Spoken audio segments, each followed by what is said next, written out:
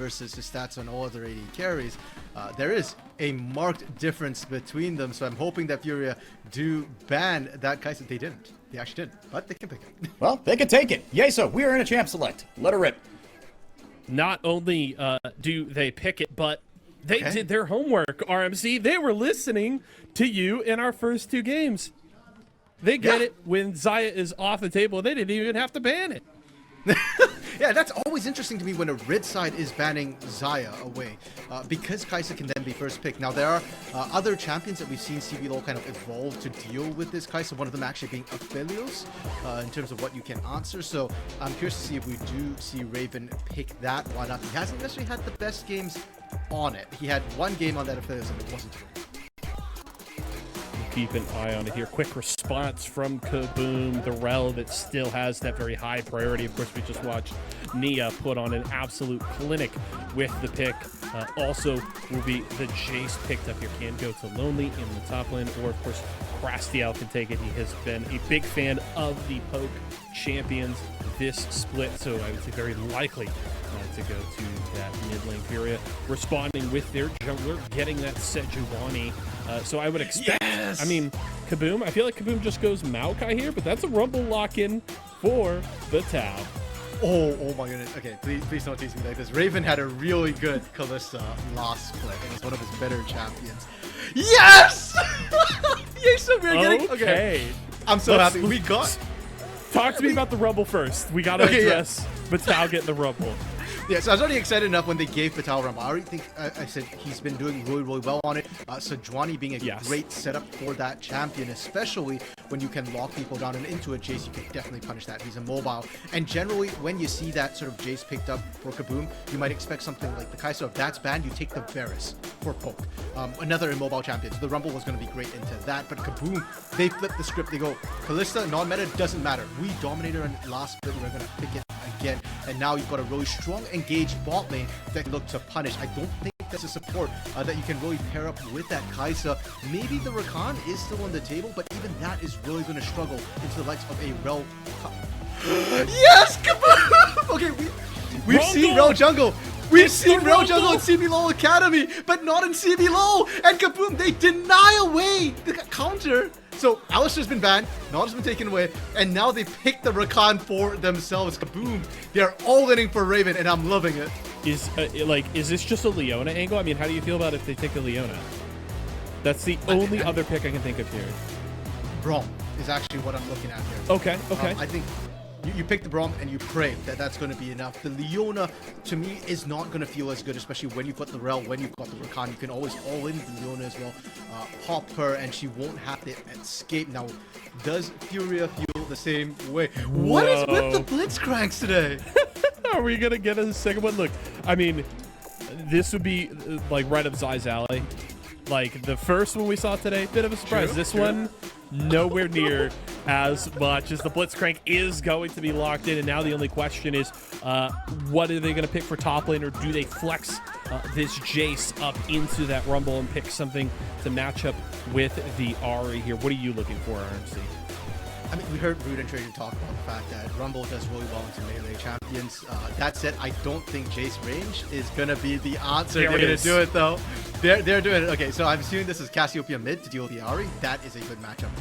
Jace into Rumble can get kind of risky, because your range as Jace isn't actually that high, and if you get tagged by an Electro Harpoon, you can get run down. Now, the Shock Blasts are good, and so Lonely has to land a lot of those Shock Blasts to win out this lane. The problem for both these top laners are they're vulnerable to jungle ganks, so I would love to see early attention paid into that top lane for both of these teams, because we can get your top laner ahead, especially if you can get them to level 6 first. That is a massive power spike for both of them both. Well, not so much for the Jace. You want to keep the Rumble away from the level 6 as long as you can for the Jace. As we bring back in 4x4 before jumping into our last game of the day, Kabum really kept us guessing until the last pick of this draft. I need to know just what you were thinking right now, 4x4. Again, if you can hear that noise in the background, that is the gears turning in my head. Yeah. Giving Lonely the Cassiopeia, that was the final wrinkle after the Rungle, excuse me for that. But, like, I love that. Getting scary the opportunity to make these ganks happen, right? I mean, this champion, we haven't seen it in the jungle in CBLOL all split, but across the world it has been getting more priority. And better yet, you put priority in ZZ, or not ZZK, sorry, Lonely, the other carry top laner, that would bust this out. I think it's fantastic. Again, I think you want to see, bully that up there, but on the other side, give Betal another carry champion and allow the Sejuani to help him out up there. This is going to be very volatile on the top side. I'm really looking forward to it. I am very excited. It's another game. We talked about it at the top, and granted, unfortunately, Liberty didn't quite deliver in the way that we had hoped against Red. But this is another game that a lot of you folks watching, you may have looked at their records, looked at where they sit in the standings, and sort of this one as, yeah, okay, Furia probably wins. Kabum, keeps catching L's, unfortunately. Ton of wrinkles in draft. They're pulling out all the stops here. They want to play spoiler, and they're going to have a wonderful opportunity to do it. We're on to the Rift, folks, for our final game of the day. Thank you so much for sticking with us all day long. Myself and RMC are so excited to bring you this final one here. Let's go right to that top lane, because as 4x4 pointed out, the final wrinkle was flexing the Cassiopeia to the top lane against this Rumble RMC. What is your thought on that adjustment by Kabum? I have no idea what to expect right now from this Cassiopeia Rumble matchup. I don't remember the last time I saw a matchup like this. And okay, my guess, my gut feeling, my expectation is that Rumble will actually lose pre-6 a little bit to this Cassiopeia. She can kind of outrange him. She can kind of outtrade him early on. But once you hit level 6, once the Equalizer is available, that's when this top lane is going to get incredibly volatile. Equalizer doesn't always need setup. In fact, it can be the setup because of the slow component to that Equalizer. So for Furia right now, I think early game, gank that bot lane. The moment Betal hits 6, that's when we start cooking in that top lane with Fire and Ice. And for Kabum, Scary can still look for ganks up top, but now Scary's got a problem because you've got two lanes that want ganks, and they're on opposite sides of the map. Kalista, Rakan, incredibly strong early. Good ganks. You can get kills down there, you can get yourself ahead. Top side, Cassiopeia not as strong, but Rumble is gankable, and for Scary, if you can get the Cassiopeia rolling, maybe level 6 is less scary for her. Now, we've talked about it a lot throughout this split, but I'm trying to remember. I don't think we've gotten a Rel jungle game in CBLOL this split. So what can people expect from this pick, and why is it something that we've been talking about for so long? So it's decent clear, but it's really strong gank. She's not the longest range ganks, but she's got a ton of CC, and her damage was increased as well. Originally, Rumble came about because her jungle damage got increased. It's been nerfed since, so it's not quite as good as it was. Now, top side, Lonely. Whoa! Already? Important to note, Lonely still sitting on Flash, so as long as he trades before that Flame Spitter comes back up, he was in an okay position, but that's a really good early trade from Betal. Will force Lonely to recall here at 2.5 minutes, which will cost him an early teleport. So nice early advantage here for Betal on this Rumble, looking to get his first win on the pick this split. Bot side, Dude coming down as well. Yeah, Flash in from Zai to set this up. Flash will come out from Raven. That's the grand entrance from Redbird. Now flashing with by a little bit of space. We'll get stunned under tower. A little bit of damage. Flashing from Ayu. And that is first blood there for the Furia bot laner. Yeah, and really well played from Furia on both sides. So first of all, my Rumble laning curse continues. And yes, to be fair, I didn't actually know how this matchup was going to go. Apparently, Rumble wins that. I did not expect that. And if Betal can win that early, I think it's only going to get worse from there. And the bot lane. Goot did exactly what we asked for. We said, Goot, gank that bot lane early, get them ahead, shut down this Kalista, and they went right for it. Redbird got an epic 3-man knockup, and even that, plus the flash, wasn't enough to get him out. And if Kalista falls behind, she stays behind. That's one of those champions like Draven where you need to win early and keep on snowballing. Raven still sitting on Cleanse, so has at least a little bit of safety, but the other 3 summoner spells in that bottom lane all gone. Furia, important to note, have spent all of theirs, but 1, there's a Blitzcrank down there, and 2, he does have Hex Flash, so if they can get control of those brushes, he can make some vision plays. So still a lot of agency for this Furia bottom lane. Zai going to look to make some plays down there. Checking back in with this top lane, despite that early trade going badly for Lonely and having a recall. essentially dead even here in CS, so in an okay position for the time being.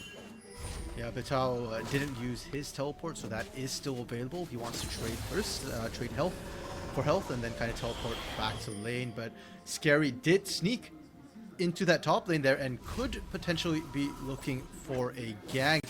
Vital somehow just seems to know that. They didn't have vision. They don't know Lonely's in there. But Vital has perfectly allowed his lane to get shoved in, and now it's potentially Goot's turn. There is a pink ward. Goot will get spotted trying to get in there. Yeah, Lonely was very far up in that lane, but backs away at a really good time. Goot doesn't elect to walk into that. Is going to just look to steal Scary's chickens here on the top side as Tuts starting to push this wave towards Crastiel's tower. So that's smart for Goot, knowing, hey, we've got priority mid. I can get a little bit of an invade here. Meanwhile, Scary will pick up this bot side Scuttle Crab, and I imagine hope that his bot lane can maybe get a little bit of priority, so maybe they can look for an early Drake, but we know Raven spending those early summoner spells and Redbird going down spells a little bit of trouble. Good grand entrance there, getting some damage there onto IU. Scary looking to get down here, but a little too late to catch out the Furia AD carry. Where's the Hex Smash going for Zai? Over the wall. Okay, so good control and good pressure from Kabum. They deny a lot of that vision around that dragon area as well. Ooh, interesting equalizer from Vital. That's just a wave clear ultimate, and for equalizer early on, the cooldown's actually not that short. So Vital burning that means that they definitely won't be able to make a play for that first drag with Rumble involved, which was an option. You can TP to the turret and then kind of walk your way in. Wait, as I say that, Vital isn't going back top. He's walking down the middle without equalizer. What are we doing here? What's cooking, Fury? So the choice here is Vital saying, okay, I won't have equalizer, but we will have numbers because I have teleport. I can recall, walk to Drake as Redbird gets taken down, and now we have the numbers advantage. And now he goes, okay, I don't even need to stay. You guys get the kill bot. I can respond top, and he really hasn't even lost anything here. So I actually like that play. That was just about priority and the ability for Furia to set up a numbers advantage at this objective. It wasn't necessary, but still well played. Fair. Good read on that, so you were able to figure out what they were cooking. I could not. So, yeah, as you say, they kind of gained the advantages across the board. And I'm actually a little bit worried by what we're seeing in this bot lane for Kabum. Because Kabum, I thought they had really good picks, but this Blitzcrank is kind of evening things out a lot. Marcel with the roam. Oh, baby, that's going to be a stunned Rumble, and the flash away from Lonely keeps him out of trouble. Good pickup there from Crastiel. The 2v1 dive top lane pays off for Kabum. Nice and clean. And as well, Vital perhaps wasn't as familiar with the Cassiopeia matchup. It's so rare to see the top lane. You do not get to hug that turret. Hug the wall, pardon me, next to that turret right there. You saw the Miasma come down immediately. And even without the Petrify, they probably had enough damage anyways to just kill him, because you can't flash out. You're stuck in that little choke point where Jace can kind of just take your bot shots. Crastiel not missing a beat. Redbird able to make sure that the wave gets held, and they soak that as well. So the team's really going back and forth, blow for blow right now. And I'm just waiting for this Herald to spawn, because with how aggressive these teams have been, I think they're going to fight for that. And Furia, this time, Vital is porting the top lane and will have equalizer for any fight that breaks out. Okay, good start there from Lonely, getting a minor CS lead, not anything huge, but that plus a kill, nice bit of gold there for the Cassiopeia. And, you know, look, Lonely's going to be scaling, right? Lonely is very heavily focused on a 2-item spike. It's going to be the Rod of Ages into that Seraph's Embrace, getting those fully stacked, and that is when that Cassiopeia is going to start to really hurt this Furia lineup. So keep an eye on that build for Lonely here, as Vital's going to clear out a pink ward. Priority on the top side for Furia. They're going to take this Rift Herald. So good start in terms of neutral objective control. They've got a bit of a gold lead. They've had a lot of prio in their lane. So Furia in a good spot, but I would say Kabum have responded well. Yeah, very, very much so. And I love the fact, too, that we're not seeing the bot laners kind of kept to their bot lanes. We're seeing a lot of movement here into the mid lane. Good night, Crastiel. I mean, that's a small victory for Kabum that Zai actually takes that kill. Unfortunately, the ultimate little bit of lightning called down there to finish off that Jace there, which was just a really good play from Tuts and Goot setting that up. But Redbird looking to get in here. Ooh, Zai has to flash over the wall. Yeso, yeah. Zai wasn't 6. He stole that. He did? You are correct. Wow. He didn't use Ignite either. Oh, that is... You know what? Zai, I think, forgot he's not playing Pyke. Was thinking Hook Champions all the same. Yeah. Still, though, good rotations. And again, the AD carries are moving around. That was what I was talking about before. See all the action. Mid, IU willing to leave that lane whenever he's not feeling safe because of potential dives. And right there, Raven actually rotating up to force the flash away from Zai. These teams are moving a lot quicker than what we've seen from the other teams today. It's not just sit in lane, skill up, play the mid game.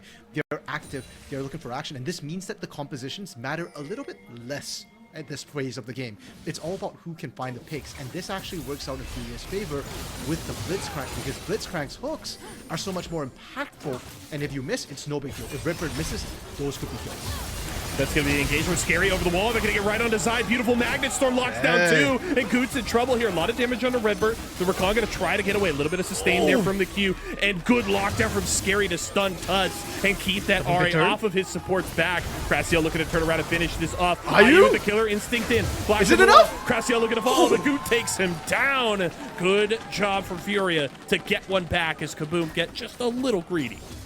Yeah, a little bit too high feed there. And normally I'd criticize teams for not setting up vision before they make these plays, but yeah, so we're 10 minutes, 40 seconds, and no turrets have fallen. So when you're fighting the enemy jungle, of course you don't have vision set up. And unfortunately for Crastiel, he wasn't quite able to get that last bit of damage. And that's something that people have been saying about Crastiel's Jace, has been that his range form, really, really good. But the melee form, he's misjudging the damage a little bit. Comes back to bite him yet again. Now, Dragons come up in a minute, or 45 seconds to the attack. Neither team are going to lose too much. And I still think it's that first big team fight that's really going to blow this game open. You can see the gold on the left side of your screen. Tuts, Goot, and IU all leading the way here, and that just shows, you know, that 1,500 gold lead. Furia's early game has been very solid, up in kills. They're investing resources into those primary carries, and you see how it shakes out here. Beautiful hook there from Zai. They're going to lock down Crastiel, and he gets punished in this mid lane. And this time, kill credit does not go to Zai. And Furia immediately turned down to this bottom river. Mountain Drake about to spawn. They've got their eyes set on it. Oh, Ripper has to be careful. Good dash away there. If you had dashed topwards, Zai could have just picked you off. And you know what? You can ban the Pyke, but Zai on Hook Champion is just built different. How many times have we seen him just roam into mid, force these ganks, and Crastiel on this Jace? You first pick that Jace, and normally, hey, Jace is perfectly fine functional champion. But when he's pressured this much by ganks from Goot and Zai, it's so hard for him to play. And because Crastiel gets picked, Furia pick up Dragon, uncontested. Once again, 2 minutes time, that Herald comes up. Kabum doesn't want to fight on top side. Kabum's losing out on these Dragons. Bot side, Kabum can't find an objective right now to save their life. Yeah, unfortunately, it seems like Furia decided at the start of this game that Crastiel was going to be sleeping with the fishes, and Goot and Zai have continually shown up in mid lane to ensure that that is the result. So rough start here. I mean, look, we got to see Crastiel with that early dive setup alongside Lonely in the top lane that, you know, paid off, right? They got some early gold there for Lonely, got him rolling a little bit, but man, it has been responded very sturdily here from Furia. Crastiel's in a tough spot. Interesting lane assignments starting to come through. Herald coming up in a minute 20. Vital has actually been sent to the bot lane. He does have teleport available, something that Lonely doesn't have. And Kabum, they're rotating their bot lane into the mid lane early as well. So you can see that Kabum is really reading what Furia want to do. Okay, so I've been harping on these big team fights, and I think we're going to get it. If you're rotating your AD carries, your bot lanes into the mid lane, then 100% you want to be moving for this top side objective. Problem is, mid lane turret's already really low for the side of Kabum from that first Herald, I believe it was. So it gets a bit risky, and if Furia can just say, we'll sack the Herald and we'll overload mid instead. And there's a chance that Kabum actually can't take Herald fast enough, and not only would they lose mid in that scenario, but they could also... Oh, no way! The blind hook over the wall. Redbird gets caught, costs him the quickness, able to dash back to safety, but Zai is just a wizard with these hooks. He is so good. Yeah, there's that ward behind the Herald thing, and that was what saw Redbird run across. Okay. But the hook itself was blind, so that is basically Zai going, I know exactly how fast your champion moves, and I will hit you right here. Absolutely beautiful to watch. Lonely rotating into the bot side is now doing pretty well into Batao here. I think there is maybe an option for Kabum to just say, you know what, we'll try and kill Batao first, and then TP Lonely up to the fight. But Herald has already been started by Good. Okay, and it looks like Lonely actually isn't looking to finish that Seraphs. Seems like he's going to be happy to sit on just the fully stacked tier for a little bit and maybe build that third here. So just Lonely delaying that second full stacking item, but it's still going to be powerful. And whatever the second item is, could be the Demonic Embrace, a couple of options there. But this Cassiopeia, as you noted, already starting to really hurt in this matchup with Batao. Tuts up to the top lane, getting some good damage. Will be able to secure this tower. Crassiel going to not get here nearly quick enough to clear out this wave. Maybe Empowered Shock Blast does take it out. Okay, does save the tower. I stand corrected. Part of me was actually really worried for Crassiel running up there because they don't have vision on where Goot is necessarily. And if Goot was sitting in that bush, yeah, exactly. Zai's actually probably scary right now for Crassiel. I think he's probably going to have more PTSD from that one. But if either of them are just sat in that bush, and Crassiel walks up to try to clear that, I think he just one-shot him again. As it stands, mid turret goes down. We already saw how low it was. Top turret is prepped to go down in favor of Furia, and bot side turret was first break for Kabum, so they get that first break. But the lane assignments are now going to get rougher for Kabum because the lanes are longer and they have far less mobile champions. Even Kalista isn't terribly mobile and is very vulnerable to Sedge and Blitz. Second item finish for Lonely. It is the Rylai's Crystal Scepter here, electing to go for that extra bit of crowd control, adding that slow, which is, I mean, look, if Lonely is already starting to win that 1v1 with Batao, adding just that perpetual slow, Batao's not going to have fun in the 1v1 with this Cassiopeia. Yeah, and we were talking about extended lanes as well, right? So if Batao's going to be the extended lane, if Lonely starts winning that fight, and Lonely will win extended fights as well with Conqueror, just the way Rumble's damage is more spell-based. Yeah, that's definitely a very scary thing to have happen. Both teams, though, just continuing his one-man mission in that top lane, but Dragon's about to spawn, and I think that one shuts down to this one. Redbird was maybe looking for the engage there, but Redbird caught by the Void Seeker is going to get the Grand Entrance. Doesn't knock anybody up, and Scary able to get away just in time. Killer Instinct there and there from IU, but not going too deep. Wants the shield maybe to look for a play. Doesn't go any further. Kabum escapes with their lives, but I mean, this looks like exactly what Furia needed, though, to go for this third Drake. Kabum staying in the area. They're considering the contest, but it's been started here by Furia. Yeah, and this is one of those times where this guy's about to stay away, Redbird. Oh, what a beautiful catch there on to Raven. He's going to try to get away for the time being as Scary charges out. Raven's still alive. Drake has not gone down. Everybody is still living. It will finally be secured by Furia. That looks so close to disaster for Kabum. Now, on a replay, just to look at that again and how quickly the fight split in the half, and Equalizer kept it that way with all the threats on the top half of the map away from the Dragon. Now Kabum, unfortunately, I like the idea that they're contesting, and one thing we haven't talked about is Kalista Rend, the way her spears work. One of the big things about Kalista back when she was meta is that if you get her to an objective, she can be better than a smite. So the smite fight almost always goes in favor of the team with the Kalista. But you have done such a great job that Kabum has never actually gotten Raven to the objective. And because of how quickly Furia is taking objectives, we're at so point, Yeso. The next fight, Kabum have to show up, and I have to see Kabum be the first ones there. Now, one thing you made a point of talking about was putting that Kalista behind, right? If you put the Kalista behind, a lot like the Draven, it's so hard to recover and become that relevant carry in the game. Let's take stock of that. We're about to hit 19 minutes, and if we're looking for a fight for Kabum in 4 minutes at this next Drake, are you confident that Raven can be an effective member in that fight here? As Tuts possibly caught. Look at it drop that Herald. Engage in from Scary. Isn't going to catch the Ahri, and they have to back away. Rift Herald will charge. It will not finish the tower. But my question still stands. Where are you at on Raven getting ready for this fight in 3.5 minutes?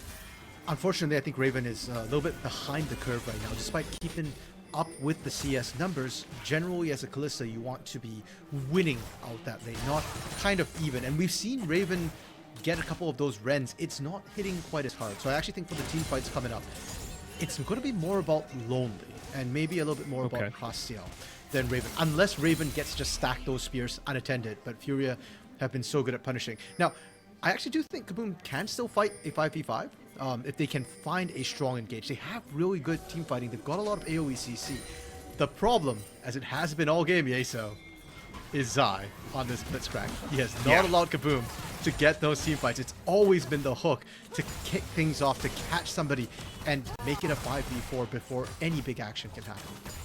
Yeah, and the player that has been really getting caught the most has been Redbird. It feels like every time he's been trying to set up these engages, but Zai has been landing the hook and forcing him to use a majority of his abilities defensively to not give over an extra kill.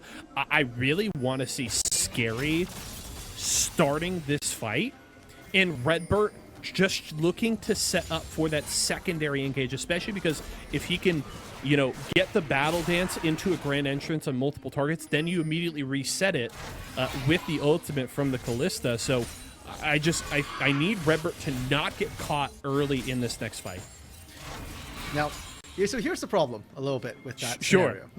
So Rel is a support, right? Yes.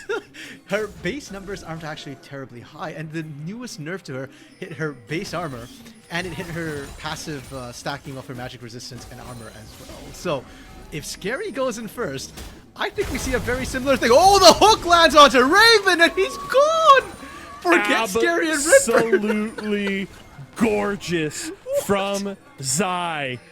He is the hook aficionado. They've caught out Raven, and Furia says, hey, guess what? It's kind of risky to go for a Baron against a Kalista team. Why don't we just kill the Kalista?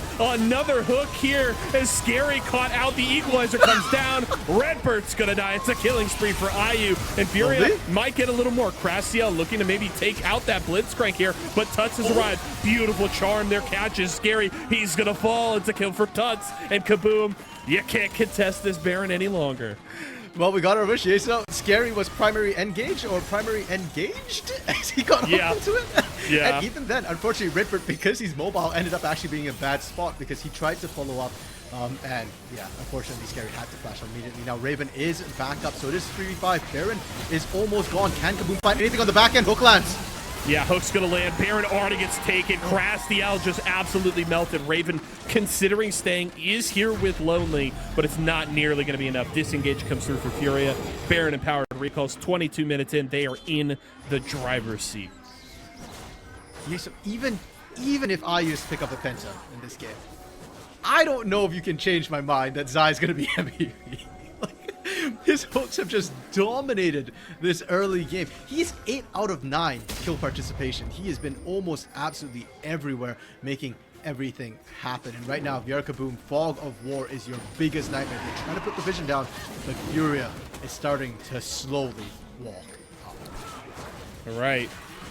Kabum's alarm is blaring. They have arrived at the fight scheduled for this fourth Drake. Tuts on the side, looking to catch out Raven. Charm will land. A lot of damage here out of the Kalista, trying to stay alive and get away from Good. Meanwhile, Tuts is zoned away. Raven is still living. That's a lot of spears in this boar. The Ren does so much damage. It's a shutdown.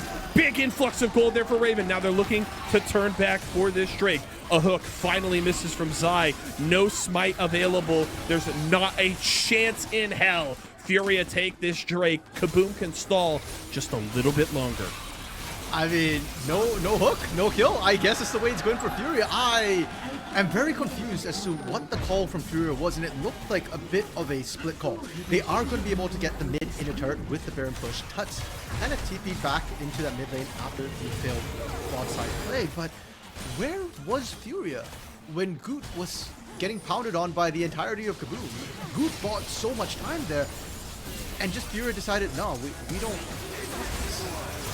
Ooh, flash battle dance, excuse me, grand entrance, I should say. The Tuts, with the ultimate available, just able to dash out of range of the Rakan, will survive and gets a summoner spell out of the enemy support. Little victory there for Tuts, getting that push going top side. Lonely and Scary looking to retreat to the safety of this tower. Hey. Killer Instinct in. IU maybe wants to fight. Zai's going to look for this hook. It's going to miss. Good job from Lonely and Scary to separate there and not give Zai that rocket grab, but the tower will still fall. A fort picked up here for Furia. We've got 30 seconds left on that Baron, so it's effectively over from Furia. Kabum just need to fend off one more wave, and Krastiel on that side lane. The team fights have not been pleasant for Krastiel, but the split push is still good. Okay. Kabum don't actually defend this bot in turret. They're going to let it fall aside.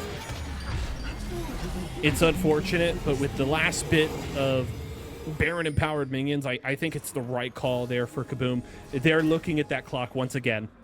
If I'm Kabum right now, I'm saying, hey, we've got another team fight scheduled in 3.5 minutes. We need to protect our base and try and get as much income as we can over these next 3 minutes so that we are better able to hopefully win another fight at Drake.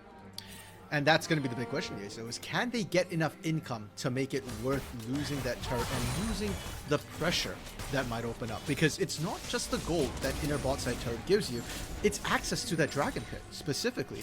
Now it's so much easier for Furia to push up, and you've got so much more dark space to walk from. We said it before, for Kabum right now, your biggest nightmare, your biggest fear is Fog of War, because anywhere you can't see, Zai could be dead. Tuts is dead. That's the Magnastorm. They absolutely dump it all into this Ahri, and that's a shutdown. More gold there for Krastiel now. Can Kabum get anything else? Biasma going to go down there from Lonely. It has to be careful. Cannot get caught by Zai. Well played there from Kabum. A lot of resources, but important to note, they'll be up before that next Drake fight. So this is not a... I mean, that is a worthwhile investment if you're Kabum. It's huge. And how the tables have turned as well. We were just talking about Fog of War for Furia. Kabum just played that beautifully. And they thought they cleared it out, right? Tuts was wandering in that area, and Kabum was like, yeah, we're not going on Tuts. We're not going on Cardin Sai. We're going to wait until Tuts shows up, get that kill. Nice, easy pickup. Now, that still means that Kabum is down almost 5,000 gold. So the team fights are still going to be rough. But if Kabum can get to an area first, we said it before, that's what we need to see. They need to be in the area first. If they can set up another pick beforehand, then they can pick up an objective. Then they can try to slowly get back into the game and get on even footing. Raven about an item behind IU on this Callista. But Lonely in a good spot. Finally picked up that Seraph's Embrace, so has those two stacking items online as well as the Rylai. So this is a very powerful Cassiopeia at this point in the game. About a half item lead over his counterpart, Batal.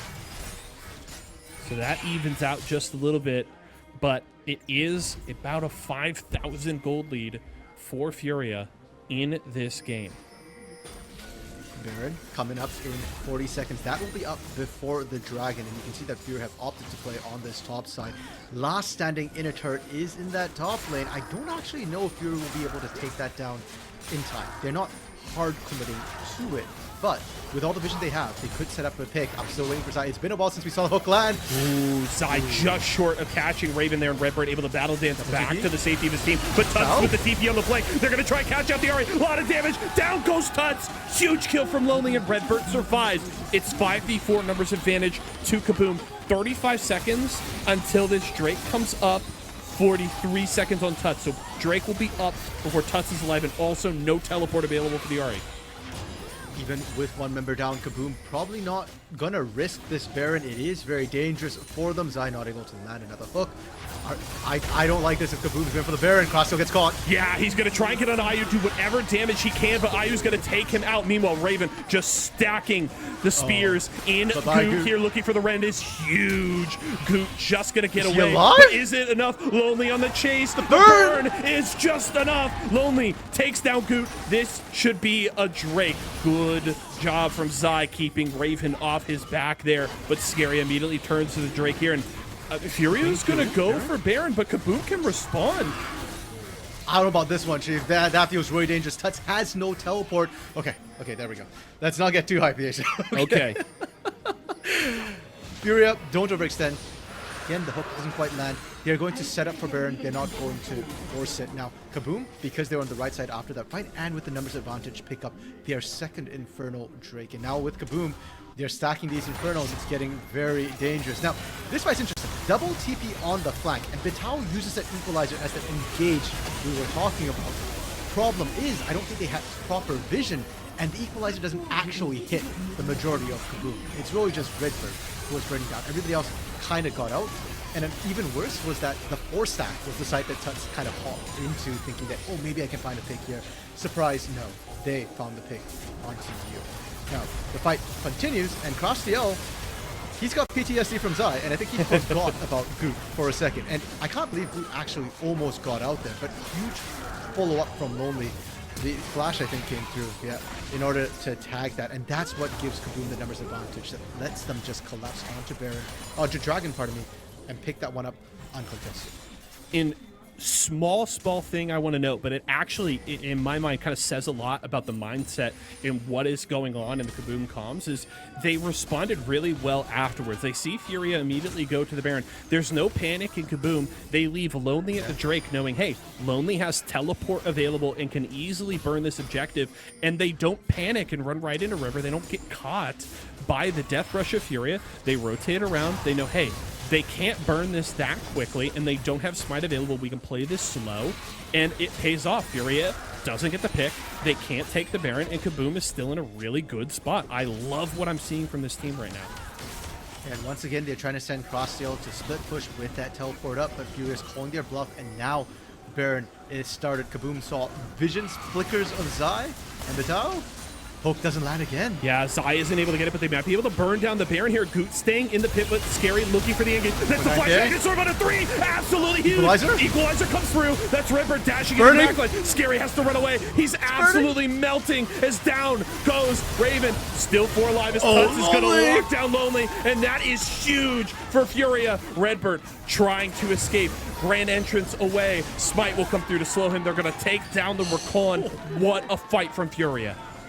You know what? I still think Zai MVP, but Patel's making a really good case, and this is why we're talking about him. Give him Rubble, give him Kennen. That equalizer changed everything. Furia, they're not going for Baron. They are just pushing it. Are they looking to end? 30 seconds on Lonely, 15 on Raven, 20 on Redbird. I don't think they can end. Yeah, they can't. They don't have the waves set up. They will get the inhibitor. I mean, if they catch Crassiel, maybe something happens, but that's a tower shot onto Zai as the rocket grab will not land. But they get an inhibitor. That's a good victory, but the thing for Kabum is you're sad, you lose the inhibitor, but you can respond to Baron now. True, and that's sort of the trade-off, and I really don't know if that's better or worse, because I think for Furia, getting Kabum to actually fight into them was really what helped them win. Scary and Redbird are struggling so hard into Bitao, into the whole Furia composition, and they are good sources of engage, but Furia just seems to be playing better defensively, whereas when they've played into Lonely, that's when their problems start. So I think Furia made the call, hey, let's take the inhibitor first, and we'll fight them at Baron again. If we can fight them at Baron and we kill them, this time we can end. So let's try and get them to play Lonely aggressive forward rather than backwards.